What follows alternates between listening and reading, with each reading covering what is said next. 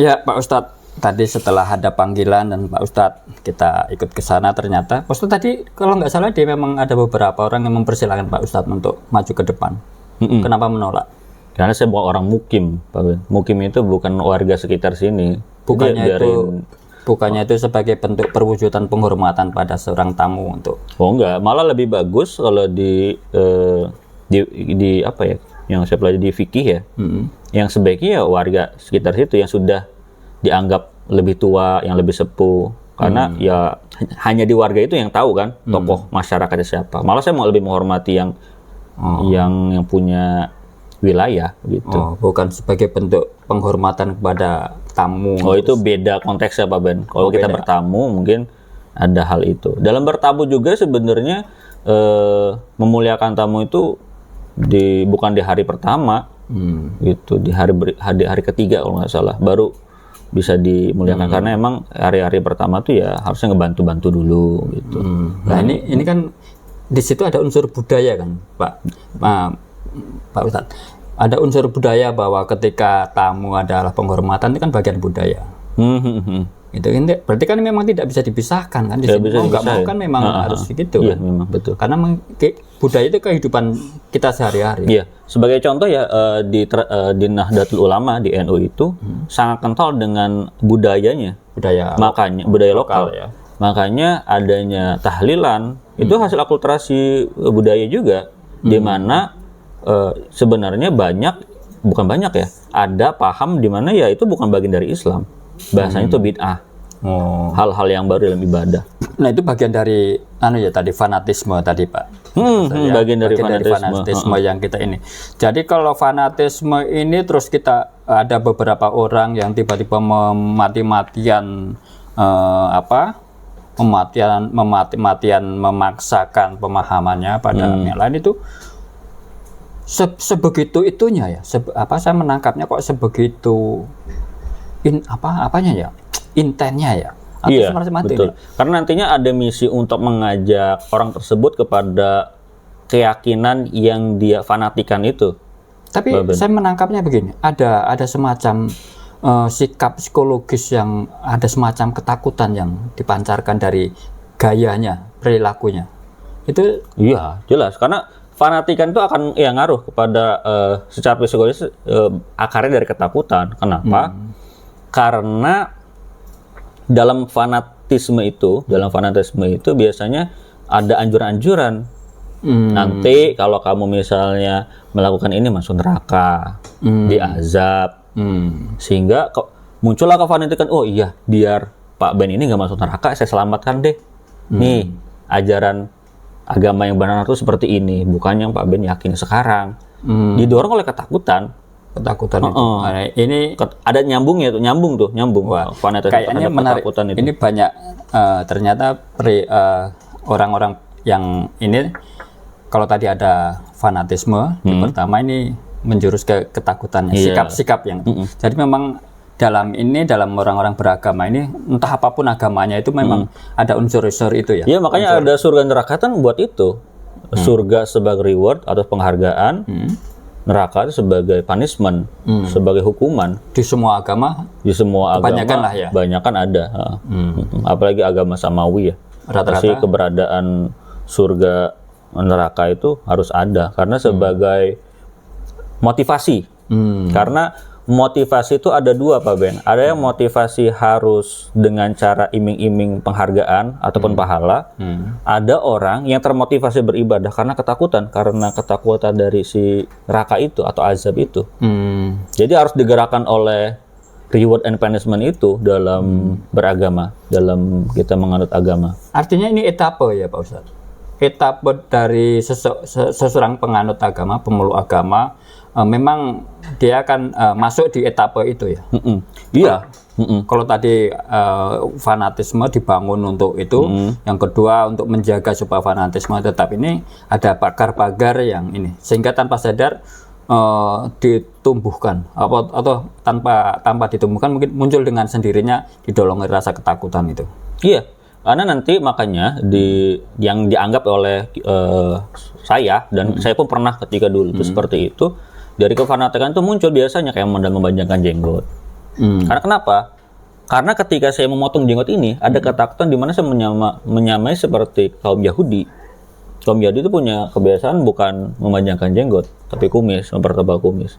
Dan ada juga dalam berpakaian melakukan yang namanya tidak isbal. Isbal itu berlebihan dalam berpakaian. Maka celana saya harus di atas mata kaki. Itu saya lakukan waktu SMA itu, Pak Ben. Ketika saya masih fanatik, karena didasari ketakutan itu, karena barang siapa yang melakukan isbal, maka dapat itu neraka itu. Maka ya seharusnya tidak isbal, dipotonglah di atas mata kaki. Tapi saya beberapa kali ketemu Pak Ustadz pakai celana pendek, itu bagian dari itu. Kalau pendek ya bukan ini. Bukan ya. Kalau yang itu 3/4 ya. 3/4. Itu koloran kayak Pak Ben lihat. Dan itu kayaknya hanya di ruang tertutup ya. Ruang tertutup biasanya terbatas. Karena auratnya beda kan laki-laki. Batasnya berbeda. Iya betul. Lutut ya kalau laki-laki. Laki-laki lutut. Di bawah lutut. Kalau wanita sepenuhnya. Iya, ada yang hanya boleh muka dan ini telapak tangan ini. Bahkan untuk ini aja masih aurat, Ben. Makanya pakai manset biasanya. Teman-teman yang punya mazhab itu. Dalam tanda kutip lebih boros. Boros apa tuh? Nah, tadi Pak Ustadz tidak berlebihan itu kan bisa diasumsikan sebagai boros. Berlebihan apa nih? Dalam berpakaian tadi? Oh, itu untuk pria. Kalau perempuan malah diperbolehkan. Bolehkan, karena menutup aurat. Contoh dia misalnya menggunakan gamis, dia juga gamis yang menyapu lantai karena untuk menutup aurat itu. Biasanya bawah sampai bawah. Itu di budaya kita seperti apa? Banyak menerapkan makanya kalau di Indonesia sendiri, Pak Ben, ada kurang lebih ada 5 gerakan Islam, Harakah Islamiyah yang populer. Pertama itu yang paling populer itu Tarbiyah, Jamaah Tarbiyah, yang kemudian perubahannya itu sekarang jadi sebuah partai ya kita sebut aja PKS. Itu gerakan Tarbiyah itu PKS itu berawal dari gerakan Tarbiyah. Dan itu nyambung ke Ikhwan Muslimin di Mesir, Hasan al-Banna, salah satu tokohnya. Kemudian ada Hizbut Tahrir, HTI ya kalau di sini yang udah bubar itu. Yaitu asalnya dari Palestina. Pendirinya ada Syekh Taqiyuddin An-Nabhani, Kemudian ada lagi yang Salafi, Wahabi. Salafi Wahabi itu Syekh Muhammad Abdullah bin Abdul Wahab. Ada lagi Jamaah Tabligh. Kalau Pak Ben pernah lihat di masjid-masjid itu yang khuruj berapa hari, 3 hari, 40 hari. Jamaah Tabligh itu berasal dari India. Namanya Syekh apa saya lupa ya. Sama. Maaf, ini yang dalam maaf ini ya. Ini yang kadang-kadang yang kadang waktu itu saya sempat bingung. Ini kok orang camping di tempat ibadah gitu. Memang yang seperti itu memang ada tugas seperti itu dalam rangka syiar. Ya syiar, karena bagian bagaimana kita jangan terlalu terkesama dunia, sisakanlah waktu kita untuk akhirat dengan cara melakukan khuruj, keluar dari rumah. Jadi ada satu hari, kalau kita mau ngambil ya, di satu hari, di hari weekend ya, Sabtu Minggu, ada yang 3 hari, ada yang 40 hari, ada yang 100 hari. 100 hari? Ada. Bahkan dianjurkan tuh, ada istilah mereka itu IPB, India, Pakistan, Bangladesh, IPB. Apa itu? Ya, jadi daerahnya. Jadi dianjurkan juga untuk ke luar negeri. Maksudnya ke daerah-daerah India. Iya, karena kan asalnya India dia. Dianjurkan. Jadi ada tulisan. Oh iya, Syekh Muhammad Al-Kandawi kalau Jamaah Tabligh itu. Dan itu banyak di kita itu banyak yang. Banyak. Kalau di artis itu ada namanya Dery Sulaiman. Nah, beliau itu dari Tablighi, dari Jamaah Tabligh. Tapi dia meninggalkan rumah dengan ketakutan atau enggak?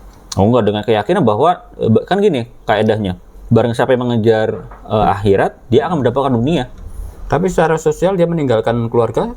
Iya, dan itu akan dijamin oleh Allah nanti keluarganya dalam keyakinan teman-teman Jamaah Tabligh ya. Nah, ini menarik loh, Pak Troy Pak Ben. Dipotong sedikit ya. Ya. Barang siapa mengejar akhirat akan mendapatkan dunia, gitu kan? Iya.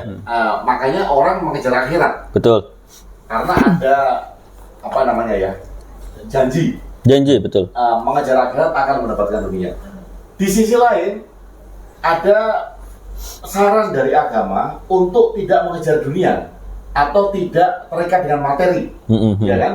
supaya orang bisa menyembah Tuhan gitu. Betul. Nah, tetapi sebutan tadi ini kan mengarahkan orang untuk mendapatkan dunia dengan mengejar akhirat.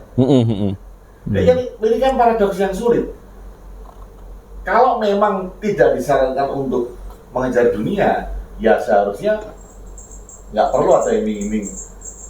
Apabila engkau mengejar akhirat, dunia akan dapat. Dunia akan dapat. Nah, akhirnya kan orang yang mengejar akhirat dengan harapan apa? Dengan harapan dunia akan dapat. Iya, itu kan sebagai garansi, Pak. Garansi dengan jadi dalam hal itu mereka itu mengharapkan keajaiban, Pak. Ya. Karena dengan akhirat yang kita dengan ibadah, dunia. Otomatis gitu tuh. Ya. Keotomatisan itu dianggap sebagai keajaiban itu sendiri. Ya. Makanya kan bertentangan dengan salah satu saran juga bahwa jangan mengejar dunia, baik harus mengejar akhirat gitu. Nah, sedangkan di sisi lain dijanjikan tadi, barang siapa mengejar akhirat, dunia akan dapat. Bahkan ada analoginya gini, Pak, kalau kita menanam padi pasti ada rumputnya, tapi kalau kita menanam rumput belum tentu ada padi. Ya bikin analogi gitu. Teman-teman yang meyakini mengejar akhirat akan mendapat dunia itu. Gitu, paradoks menurut saya, emang paradoks. Perlu kita pikirkan kembali kan, apakah dengan itu niat kita adalah mendapatkan dunia? Nah, iya. Ya udahlah, aku nggak usah ngejar dunia, aku kejar akhirat aja. Toh akan dapat dunia toh. Ini kan niatnya sama aja. Iya. Niatnya adalah dapat dunia. Bahkan ada yang saking totalnya untuk mengejar akhirat total, Pak Agung. Jadi yang dipikir adalah yang penting saya bahagia di surga. Di dunia biarin saya nggak punya apa-apa, yang penting surga. Jadi memang dia benar-benar miskin, benar-benar sehancur-hancurnya di dunia, dia fokusnya sama ibadah aja. Jadi mikirnya nanti di akhirat, di surga gitu. Jadi benar-benar hancur lebur. Kalau dunianya mah emang nggak keurus, kata Pak Bani itu istrinya segala macam. Tapi nggak apa-apa, nanti saya di akhirat udah dapat. Makanya dari situ orang-orang yang berani teroris itu, yang bom bunuh diri seperti itu. Biarkan saya meninggalkan dunia ini, yang fana ini, menuju kepada keabadian. Istilahnya lagunya dari Sulaiman itu, akhirat selama-lamanya, dunia sementara. Gitu. Tapi tetap aja pengen dapat dunia. Tetap aja di hati kecilnya itu. Tapi ketika dia dalam fase menyerah, Pak Agung, dia itu akan berpikir, yaudah saya tinggalin dunia aja, biar nanti dapatnya di surga nanti. Itu bentuk dari penyesalan sebenarnya, si pelarian dia. Gitu. Jadi emang ada dua kondisi seperti itu sih. Ada yang emang nggak mau rugi pengen dapat dunianya, ada yang emang udahlah gitu, tinggalin aja, biarin saya nggak punya apa, penting di surga. Tapi dari dua kondisi itu ada titik temunya nggak? Kalau titik temunya sih ya berdasar dari ketakutan itu. Kenapa dia harus mengejar akhirat? Karena dia mengejar surga itu. Gitu, sehingga dia harus fokus tuh sama akhiratnya. Bukan. Gitu. Titik temunya adalah dari ketakutan tidak mendapatkan surga. Bukan. Ini maaf, ini pandangan pribadi saya. Ketika mendengar kata mengejar tuh kok kayak kesannya kok capek. Kayak mengejar cinta ya, Pak? Iya, apa harus dikejar-kejar seperti itu? Bukannya segala sesuatu sudah disediakan untuk makhluknya. Jadi dalam konteks itu manusia diminta untuk berjuang, Bapak. Berjuang. Makanya dalam mengejar harus berlari ya, entah itu berjalan atau berlari, untuk mendapatkan keinginan ataupun impian yang kita pengen itu. Ya. Gitu, emang capek. Makanya ya mereka melakukan ibadah tuh pagi, siang, malam, istilahnya itu siangnya menjadi singa di padang gurun, malamnya menjadi rahib. Konteks dalam istilah para mujahid dakwah tuh gitu, siangnya jadi menjadi singa di padang gurun, malam menjadi rahib. Jadi emang benar-benar tuh ininya kerja kerasnya untuk akhirat. Konteks kejar-kejaran tadi ini ada relasinya dengan ungkapannya, jika kau melangkah 10 langkah maka aku akan mendekatimu 1 langkah. Itu ada kaitannya dengan itu atau? Oh enggak, itu dalam konteks kita pendekatan kepada Allah itu. Jadi bukan di sini. Bukan di situ. Bagaimana Allah tuh mempermudah hambanya ketika kita berusaha itu, Allah malah lebih dekat lagi. Gitu. Itu konteksnya dalam berihsan ya. Pak Ustadz, tadi memang ada sedikit kontradiksi, paradok ya. Bukan kontradiksi, paradok. Satu sisi kita ada ungkapan mengejar dan akan dicukupi. Yang kedua, tidak perlulah kamu mengejar-ngejar. Toh itu sifatnya sementara. Ini kan perlu kejelian untuk mensikapi itu dengan tepat. Kalau kita menggunakan kerangka mantik ya, di Islam itu ada mantik, kalau di kita ya filsafat lah ya. Ya iya harus kita kritisi itu sebenarnya apa benang merahnya dari kedua hal itu. Kita mau mengambil keduanya karena emang pada dasarnya manusianya serakah ya. Makanya dia ini menarik nih.